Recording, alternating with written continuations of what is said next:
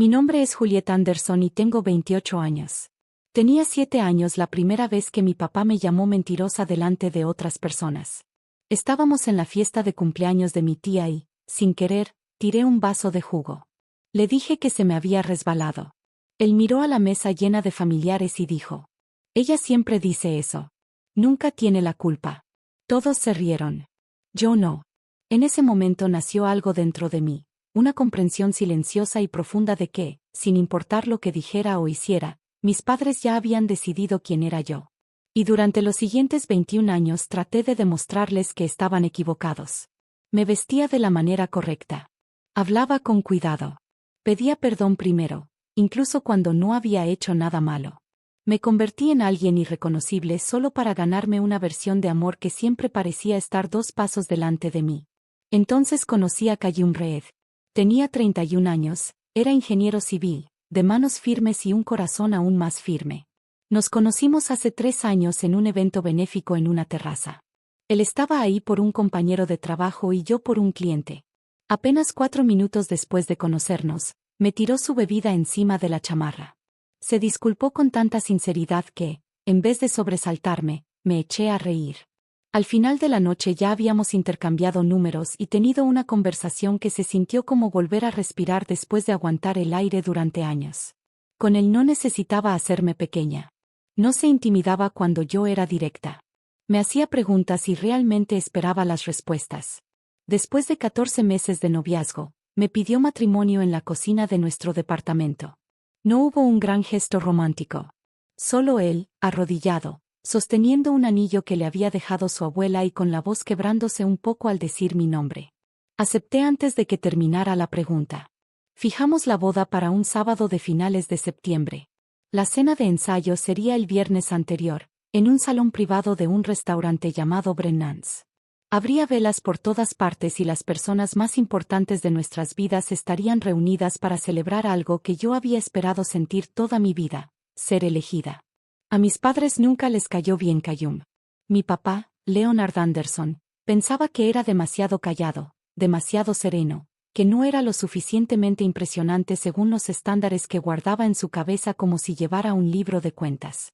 Mi mamá, Patricia, le sonreía a Qayyum en la cara y en cuanto él salía de la habitación empezaba a criticarlo en voz baja. Para entonces yo ya había aprendido a mantener distancia de sus opiniones. Había aprendido a filtrarlas. Pero 14 días antes de mi boda hicieron algo que ya no pude ignorar. Qayyum me llamó un martes por la tarde y su voz sonaba diferente. No estaba enojado. Sonaba cauteloso, como si estuviera sosteniendo algo frágil y no supiera con qué fuerza podía sujetarlo. Me dijo que mis padres habían ido a verlo a su oficina. Sin avisarme. Sin decirme nada. Se sentaron frente a él y le dijeron que yo había estado embarazada a los 22 años, que había dado a luz a un bebé y que lo había abandonado, que me había marchado sin mirar atrás. Mi papá usó la palabra bastardo. Mi mamá le dijo en voz baja, como si le estuviera confiando un secreto: «No dejes que también te atrape a ti». Qayyum no me gritó. No me acusó de nada. Solo me preguntó, con calma, si había algo que necesitara contarle. Y yo estaba sentada en mi coche, en un estacionamiento, con el teléfono pegado al oído, sintiendo que el pecho se me abría y se convertía en un vacío. Porque sí hubo un embarazo. Pero la historia no tenía nada que ver con lo que mis padres le habían contado. Cuando tenía 22 años estaba en una relación con un hombre llamado Sebastián Cole. Era mayor que yo. Encantador de esa manera que en realidad es solo control disfrazado de elegancia. Quedé embarazada. Estaba aterrada. Sebastián no reaccionó bien. Me dijo que no quería ese hijo. Y cuando le confesé que ni siquiera sabía qué quería yo, hizo que mi decisión pareciera cada vez más insignificante, hasta que sentí que no tenía dónde sostenerme. Llevé ese embarazo durante 4 meses. Después sufrí un aborto espontáneo. Fue repentino, devastador y completamente fuera de mi control. Nunca hubo un nacimiento. Nunca hubo un bebé al que abandoné. Lo que hubo fue un dolor tan profundo que lo enterré en un rincón de mi alma y casi nunca hablé de ello con nadie, ni siquiera con Qayyum, porque jamás encontré el momento adecuado y porque esa etapa de mi vida pertenecía a una versión de mí misma a la que había pasado años llorando en silencio. Mis padres sabían todo esto. Ellos estuvieron ahí. Mi mamá me llevó al hospital. Me tomó la mano en la sala de espera. Sabía perfectamente lo que había ocurrido y también lo que nunca ocurrió. Y aún así, 14 días antes de mi boda, se sentó frente a mi prometido y le dijo que yo había abandonado a un hijo vivo. Esa noche fui al departamento de Cayum y le conté todo. El embarazo. La pérdida. Sebastián. El silencio que había cargado durante tantos años. Escuchó todo sin interrumpirme. Cuando terminé, se inclinó sobre la mesa, tomó mi mano y dijo: Lamento muchísimo que hayas pasado por eso. No dijo: Lamento que no me lo contaras. No dijo: No sé si te creo. Primero compartió mi dolor antes de hacerme una sola pregunta. Ese era el hombre con el que me iba a casar.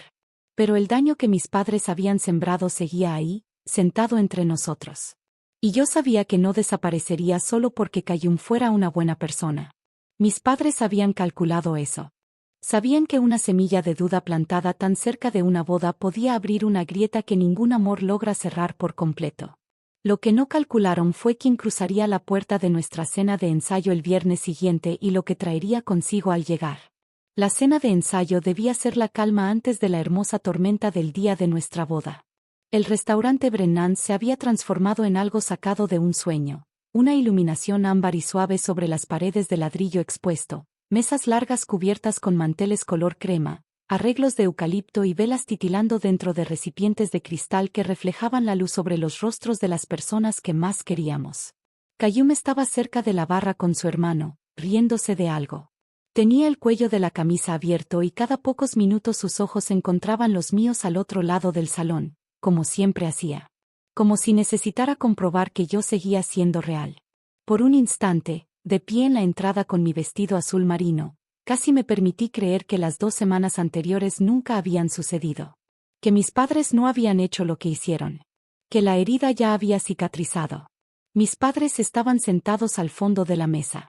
Mi papá iba por su segunda copa. Mi mamá llevaba una blusa color rosa pálido y esa expresión que reservaba para las ocasiones en las que esperaba salir en fotografías, serena, agradable, fingiendo una calidez para un público que no la conocía como yo. Me habían llamado 2 veces desde la confrontación con Cayum. Yo no les contesté. Habían venido esa noche porque todavía no encontraba las palabras para decirles que ya no eran bienvenidos y porque alguna parte de mí, cansada y agotada, aún esperaba que se quedaran en silencio y dejaran que la noche transcurriera sin problemas. Esa esperanza murió a las 8:17 de la noche. La puerta del salón privado de Brennan se abrió y entró una mujer a la que no había visto en 6 años. Su nombre era Nora Bass. Tenía 34 años, era delgada, serena, de ojos oscuros y con esa clase de calma que solo tienen las personas que han sobrevivido a algo importante. Había sido mi mejor amiga durante los años en que estuve con Sebastián Cole. Ella me sostuvo cuando me derrumbé después del aborto espontáneo, con una firmeza por la que nunca le agradecí lo suficiente. Con el tiempo nos fuimos alejando. No por enojo, sino de esa manera silenciosa en que a veces ocurre cuando 2 personas se recuerdan mutuamente un dolor que ninguna quiere seguir tocando. Yo no sabía que iba a venir. No la había invitado. Y en los primeros segundos de verla, no entendí por qué estaba ahí. Caminó directamente hacia mí, sin detenerse en saludos ni explicaciones, y dijo mi nombre con una voz firme, aunque nada casual. Llevaba un sobremanila en las manos. Me dijo que necesitaba 5 minutos y que no podía esperar. La llevé al pequeño pasillo que estaba fuera del salón. El ruido de la reunión apenas se escuchaba detrás de la puerta cerrada. Entonces puso el sobre en mis manos y me dijo que lo abriera. Adentro había documentos. Expedientes médicos del hospital donde me atendieron durante el aborto espontáneo. Un resumen de alta médica con fecha. Una carta del médico que me atendió, formal y clínica, confirmando la pérdida del embarazo a las 17 semanas. Y debajo de todo eso había varias capturas de pantalla de mensajes de texto, con fecha y hora claramente visibles, entre mi madre, Patricia Anderson, y Sebastián Cole. El mensaje más antiguo era de 3 meses atrás. En él, mi mamá había contactado directamente a Sebastián. Le pidió que, si alguien llegaba a preguntarle, confirmara que yo había dado a luz a un bebé vivo y que lo había dado en adopción sin decirle nada. Para el poco crédito que merece, Sebastián se negó. Le respondió que eso no era lo que había sucedido y que no quería tener nada que ver con esa mentira. Mi mamá insistió 2 veces más. Él dejó de responder. Nora había conseguido esos mensajes porque Sebastián, incómodo por toda la situación, se había comunicado con ella. A lo largo de los años ellos habían mantenido un contacto ocasional, y ella manejó 4 horas para asegurarse de que yo tuviera esas pruebas antes de pararme frente a cualquier altar. Me quedé en aquel pasillo durante un largo momento, con los documentos en las manos y algo muy silencioso ocurriendo en el centro de mi pecho.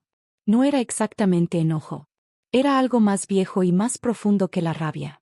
Era el dolor específico de tener por fin pruebas de algo que siempre había sabido, pero que nunca pudiste decir en voz alta. Que tus padres no eran simplemente personas imperfectas o llenas de miedo. Eran deliberadamente crueles. Crueles de una manera calculada, que no tenía nada que ver con protegerte y sí con controlar la forma de tu vida. Regresé al comedor. Kayum leyó mi expresión antes de que yo dijera una sola palabra y se puso a mi lado sin que tuviera que pedírselo. Puse el sobre la mesa, frente a mi padre y a mi madre. Frente a nuestros invitados. Frente a las velas, el eucalipto y aquel hermoso salón que se suponía que solo debía albergar una celebración. No levanté la voz. Había pasado demasiados años gritando en habitaciones vacías como para desperdiciar la calma que por fin había construido. Les expliqué, con claridad y sin dramatizar, lo que contenían los documentos. Les conté a todos los presentes lo que mis padres habían intentado hacer 14 días antes de mi boda. La mandíbula de mi padre se tensó. Mi madre se quedó mirando el mantel. Ninguno de los dos dijo una sola palabra. Les pedí que se fueran. Y se fueron. La habitación quedó en silencio durante un momento que pareció eterno. Entonces la mamá de Kayum, una mujer llamada Francis que jamás había sido otra cosa que amable conmigo, se puso de pie y comenzó a aplaudir. Al principio, lentamente. Después, toda la mesa se unió. Y yo me quedé ahí, bajo la luz ámbar de Brennans, con la mano de mi prometido entre las mías y Nora al otro lado de la mesa, observándome con los ojos llenos de lágrimas. Y dejé que aquel sonido cubriera todos los años en los que me llamaron mentirosa en habitaciones donde nadie me defendía. Nos casamos ese sábado. La ceremonia fue pequeña, sincera y completamente nuestra. Mis padres no estuvieron ahí. Y eso no fue una tragedia. Fue un límite que por fin dejé de pedir perdón por poner. Kayum lloró mientras decía sus votos. Yo lo dejé terminar antes de romper en llanto mientras decía los míos. Nora estaba sentada en la primera fila y me pasó un pañuelo exactamente en el momento indicado, como siempre lo había hecho. Mi nombre es Juliet Anderson, pronto seré Juliet Reed y tengo 28 años. Pasé la mayor parte de mi vida creyendo que las personas que debían amarme incondicionalmente habían recibido una versión de mí que merecía menos amor. Ahora sé que eso nunca fue cierto. Algunas personas no dejan de intentar controlarte porque cambien. Dejan de hacerlo porque finalmente sales de su alcance y construyes algo tan sólido y tan real que sus palabras ya no encuentran una pared donde seguir resonando. Y si esta historia despertó algo en ti, si alguna vez has estado en una habitación donde alguien reescribió tu verdad y nadie se levantó para defenderte, quiero que sepas algo. La cena de ensayo no es el final de tu historia. A veces, es exactamente el lugar donde comienza tu verdadera vida. Si esta historia te conmovió, suscríbete a este canal. Cada historia que contamos es para alguien que necesitaba escucharla hoy. Activa las notificaciones y vuelve para la próxima, porque los mejores capítulos de la vida siempre están todavía por escribirse.